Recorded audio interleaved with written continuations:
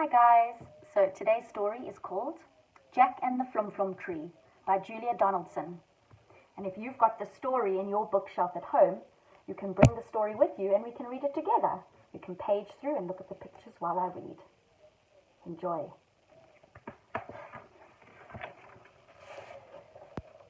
Jack had a granny, and his granny had spots. Great, big, purple ones, lots and lots. The doctor came and he shook his head. "Your granny has measles," the doctor said. "And the only cure in the world," he said, "is the fruit that grows on the Flum tree. And the only place that the Flum tree grows is the faraway isle of Blow Your Nose." There's poor granny, with her spots on her head and her face.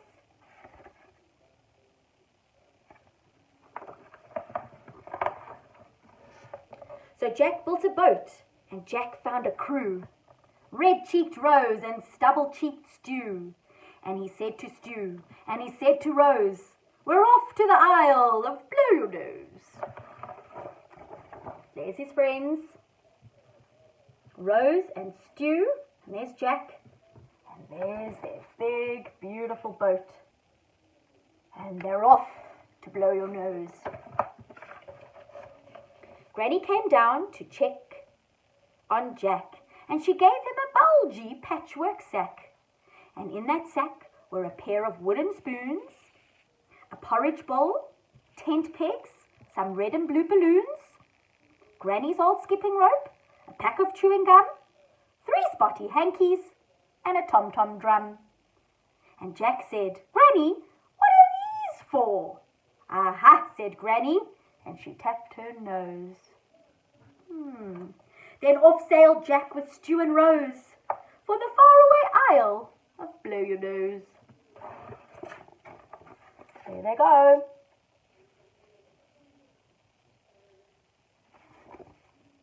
There's all the things in Granny's patchwork sack. "Sharks!" cried Rose. "Lots!" cried Stew. "They'll gobble us! They'll guzzle us! Whatever shall we do?" "Don't get your knickers in a twist," said Jack. "Let's have a look in Granny's patchwork sack." There's all the sharks. How are they going to get rid of the sharks with things that are in Granny's patchwork sack? Red balloons, blue balloons. They should do the trick. Puff, pluff, blow 'em up. Let 'em go, quick. Then the sharks went nip and the sharks went nash, chasing those balloons with a bang, pop, splash. They sure tricked those sharks. It did the trick, thanks to Granny's patchwork sack. "A leak!" cried Rose. "It's wet!" cried Stew. "The boat is full of water. Whatever shall we do?"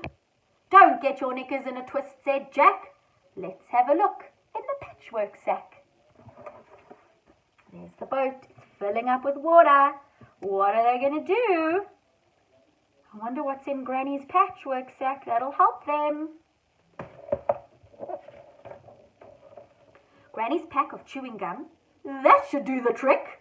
Chew it up, stretch it out, stick it in quick.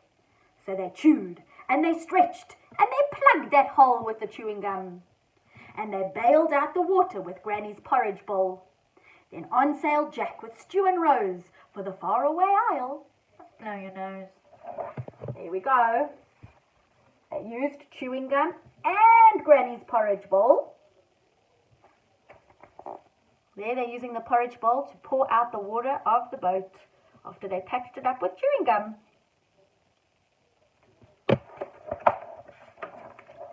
"Whoops!" cried Rose. "Help!" cried Stew. "I can't swim for toffee. Whatever shall I do?" "Don't get your knickers in a twist," said Jack. "Let's have a look in the patchwork sack."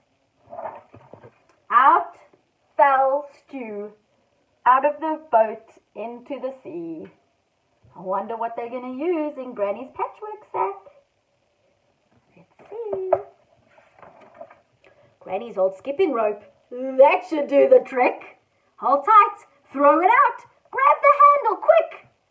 So they heaved and they hauled and they pulled Stew in.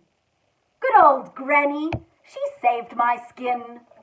Then on sailed Jack with Stew and Rose, till they came to the Isle of Blow-Your-Nose. There they are, pulling poor old Stew back into the boat with Granny's skipping rope. And there, far in the distance, is the Isle of Blow-Your-Nose. And I think that is the Flum Flum tree. Let's have a look. And there on a hill, for all to see, stood the bright green feathery Flum Flum tree. It's tall, cried Rose. It's smooth, cried Stew. It's not got any branches. Whatever shall we do? Don't get your knickers in a twist, said Jack. Let's have a look in the patchwork sack. How on earth are they going to climb up the Flum Flum tree to get the Flum Flum fruit if it doesn't have any branches? I wonder what's in Granny's patchwork sack that could help them this time. Granny's bag of tent pegs. That should do the trick. Bang, bang, knock 'em in. Climb that tree, quick. Then up went Rose, as nimble as could be, and she brought down the fruit of the Flum Flum tree.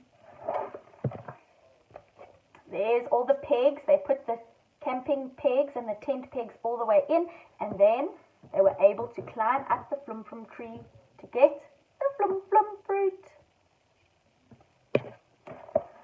Then Jack and Stew and Rose had a doze on the soft sandy beach of Blow-Your-Nose. There they are, having a beautiful rest now, just relaxing in the sun after a hard day's work of getting the Flum Flum fruit. A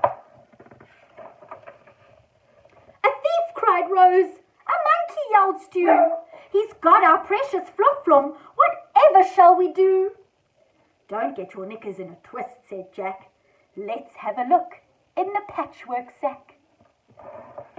They were all sleeping quietly when all of a sudden a monkey came and stole their Flum Flum fruit.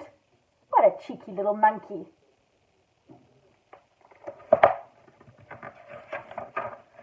Granny Spoons and Tom Tom. They should do the trick. Pick 'em up, thump thump, sing a song, quick. The monkey crept closer. He listened to the tunes. He put down the Flum Flum and he grabbed the wooden spoons. Oh, instead of running away, he liked the sound of the music, so he started playing the music himself. But he didn't realize he put the Flum Flum down. Then back sailed Jack with Stew and Rose all the way home from Blow-Your-Nose. They were able to get the Flum Flum back from the cheeky monkey, and on their way home they go.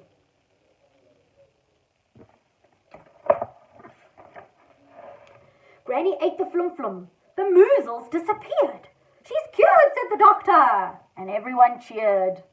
And Jack said, thank you for the pair of wooden spoons, the porridge bowl, the skipping rope, the red and blue balloons. Thank you for the tent pegs and the pack of chewing gum, and thank you, Granny, for the tom-tom drum.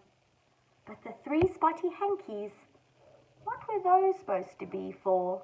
No wonder. Let's see.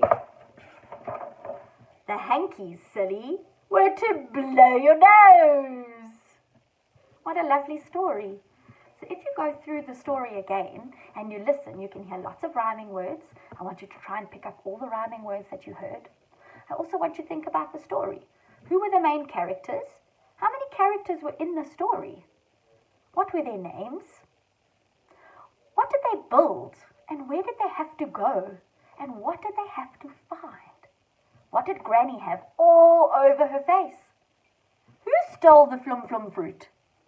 And what did they use inside Granny's patchwork sack every time they had a problem? I want you to think about all these things and see if you can answer those questions. Bye.